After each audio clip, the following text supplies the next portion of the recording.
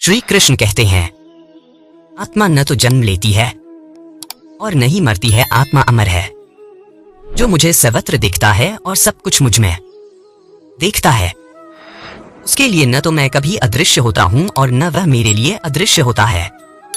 एक अनुशासित व्यक्ति अपना तथा समाज व देश का विकास कर सकता है।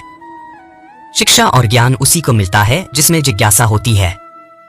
मनुष्य को जीवन की चुनौतियों से भागना नहीं चाहिए और न ही भाग्य और ईश्वर की इच्छा जैसे बहानों का प्रयोग करना चाहिए।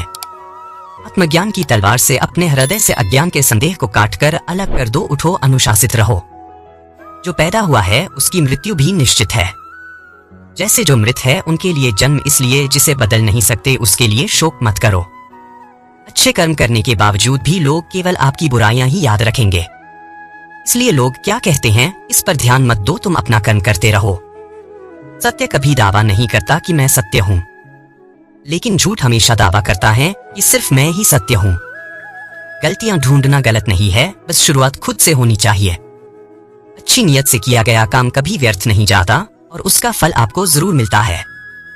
जिससे किसी को कष्ट नहीं पहुंचाता तथा जो अन्य किसी के द्वारा विचलित नहीं होता, जो सुख दुख में भय तथा चिंता में संभाव रहता है, वह मुझे अत्यंत प्रिय है।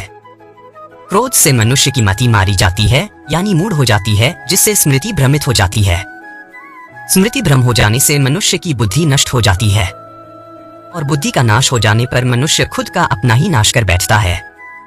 जो मनुष्य सुख और दुख में विचलित नहीं होता है, दोनों में संभाव रखता है, वह मनुष्य निश्चित रूप से मुक्ति के योग्य है।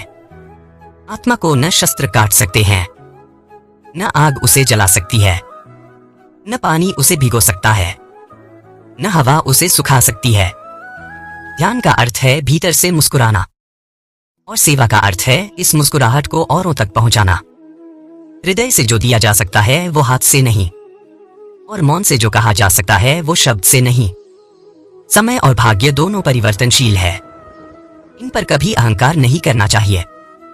सुकून संसार की सबसे महंगी वस्तु है, जो केवल आपको प्रभु की भक्ति से ही मिलेगी। मनुष्य की मानवता उसी समय नष्ट हो जाती है जब उसे दूसरों के दुख में हंसी आने लगती। अगर भगवान तुम्हें ज्यादा इंतजार करवा रहा है तो तैयार रहना, वो उससे कहीं ज्यादा देने वाले हैं जितना तुमने मांगा था। मन को प्रभु के साथ जोड़ दो, जहां प्रभु जाए वहां मन जाए और जहां मन जाए वहां प्रभु साथ रहे। मुश्किलें केवल बेहतरीन लोगों के हिस्से में आती है, क्योंकि वही लोग उसे बेहतरीन तरीके से अंजाम देने की ताकत रखते हैं। अगर परमात्मा तुम्हें कष्ट के पास ले आया है तो अवश्य ही वो तुम्हें कष्ट के पार भी ले जाएगा। जो भी हुआ अच्छा हुआ, जो हो रहा है अच्छा हो रहा है, जो भी होगा अच्छा होगा। भविष्य के बारे में चिंता मत करो, वर्तमान में जियो। निंदा से घबराकर अपने लक्ष्य को न छोड़े, क्योंकि लक्ष्य मिलते ही निंदा करने वालों की राय बदल जाती है। जो सरलता से मिलता रहे उसका महत्व नहीं रह जाता।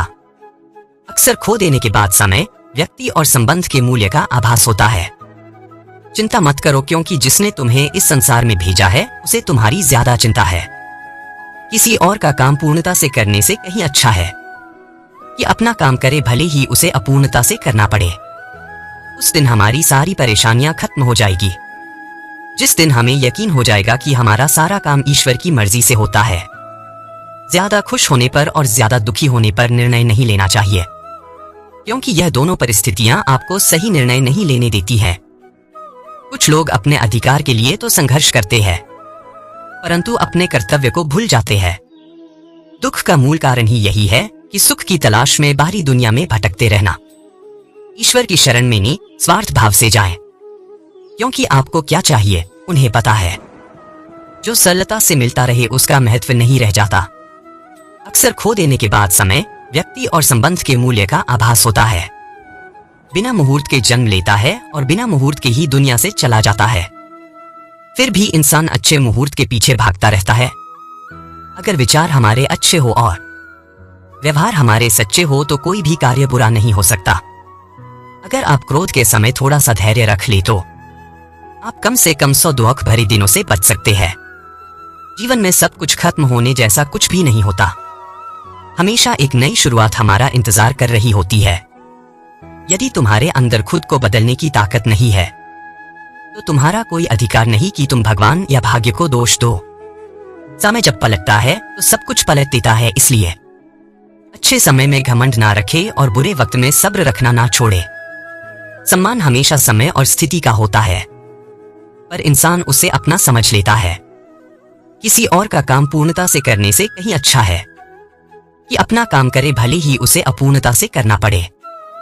जिस इंसान के सच्चे होने की गवाही आपका दिल दे, वो इंसान कभी भी आपके लिए गलत नहीं हो सकता। अगर साफ नियत से मांगा जाए तो ईश्वर नसीब से बढ़कर देता है।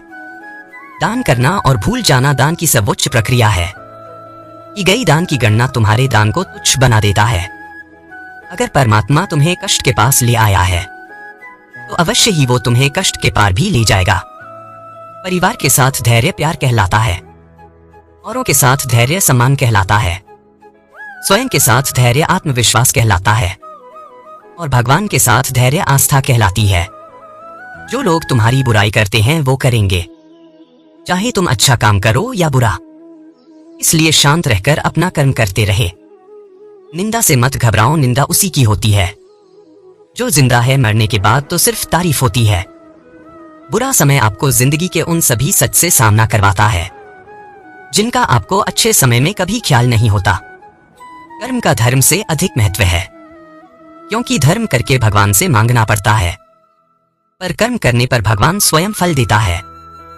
हम जिस मनुष्य पर अति विश्वास करते हैं वही हमारे विरुद्ध षड्यंत्र करते हैं। प्रेम और विश्वास पाने के लिए अवसर मांगे नहीं जाते, अवसर ढूंढकर उस प्रेम और विश्वास को जीता जाता है। स्वार्थ से रिश्ते बनाने की कितनी भी कोशिश करें वो कभी नहीं बनते हैं, और प्रेम से बने रिश्तों को कितना भी तोड़ने की कोशिश करें वो कभी नहीं टूटते। बुरे वक्त में तो हर कोई भगवान को याद करता है, पर दुनिया में बहुत ही कम लोग हैं जो अपने अच्छे वक्त में भी भगवान को याद करते हैं। संघर्ष करते हुए कभी मत घबराना, क्योंकि संघर्ष के दौरान ही इंसान अकेला होता है। सफलता के बाद तो सारी दुनिया साथ देती है। प्रेम का कोई रूप नहीं होता। जब कोई एहसास खुद से ज्यादा अच्छा लगे तो वो प्रेम है। सच्चा स्नेह करने वाला केवल आपको बुरा बोल सकता है, कभी आपका बुरा नहीं कर सकता, क्योंकि उसकी नाराजगी में आपकी फिक्र और दिल में आपके प्रति सच्चा स्नेह होता है।